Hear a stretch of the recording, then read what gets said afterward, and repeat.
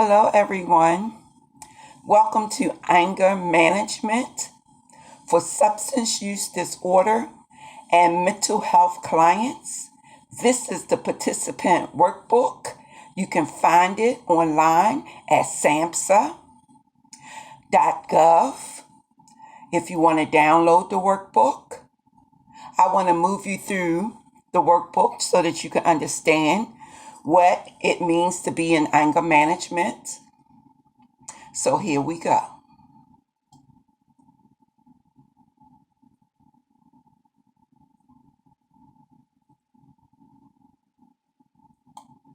So basically, I'm going to give you a definition for what anger is.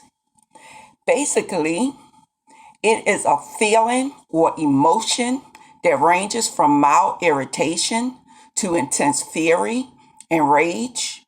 We all become angry from time to time. So a lot of times people will confuse anger with aggression. Well, aggression is the behavior that's intended to harm or to injure another person or property. Hostility, on the other hand, refers to a set of attitudes and judgments that motivate aggressive behavior.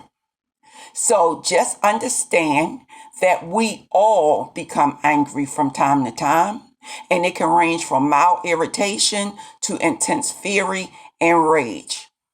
So when does anger become a problem?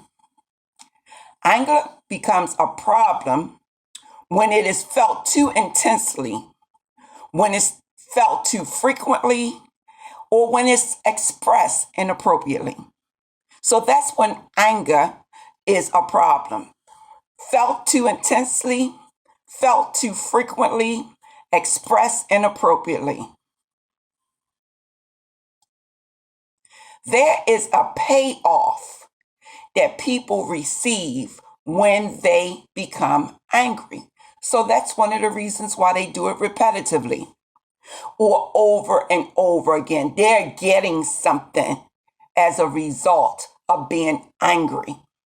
So, for example, that could be they want to control other people or they just want to release tension. That's the payoff. So you can also look at it from two different perspectives. Releasing tension is something that we must do, but we want to make sure that we do it appropriately. For example, you can be tense and exercise. When you're trying to control other people and you become angry because you can't, that is very negative. Everyone have a right to make their own decisions, especially if they are adult. So there are some basic myths about anger. And myth number one is that the way you express anger cannot be changed. It most certainly can be changed. You can express it in a calm and assertive way. And we'll talk about that later as we move through the literature. Myth number two, anger automatically leads to aggression. No, it not necessarily does. For example, you can be angry, but instead of taking it out on another person, you may decide to take a walk. Myth number three, you must be aggressive to get what you want. No, you don't have to be aggressive to get what you want. Keep in mind that aggression brings harm in some sense to the next person. It can be physically, verbally, or the destruction of property. But if you are assertive, then you are standing up for your rights. You're being respectful, not only of yourself, but of the next person. And you're more likely to get what you want. Myth number four, venting anger is always desirable. Not if it's done in an inappropriate way.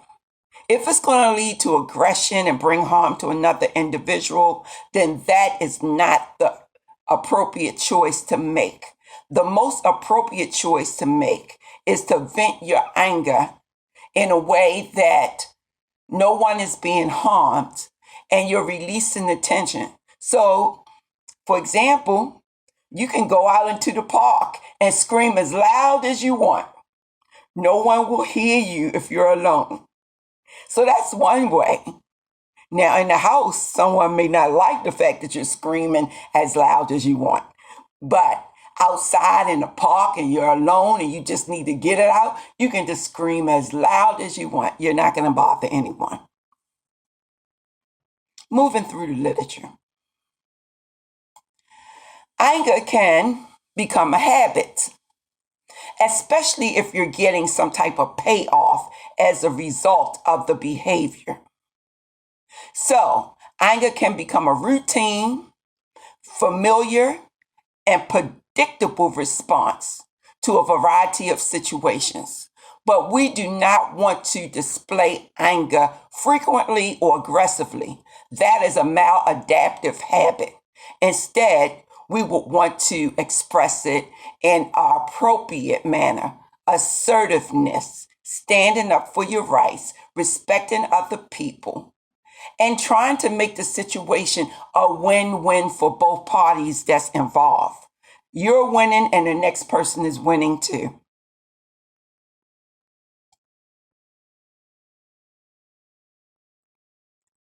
So you can actually break the anger habit just by understanding what triggers your anger, understanding the negative results that have come about from anger in past situations that you may have encountered, and just learning strategies to manage your anger.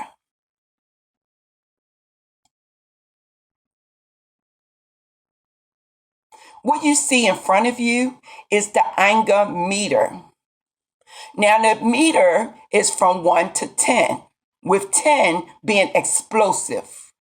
So when you feel as though you're becoming angry, try to measure your anger. Is it on a scale of 3?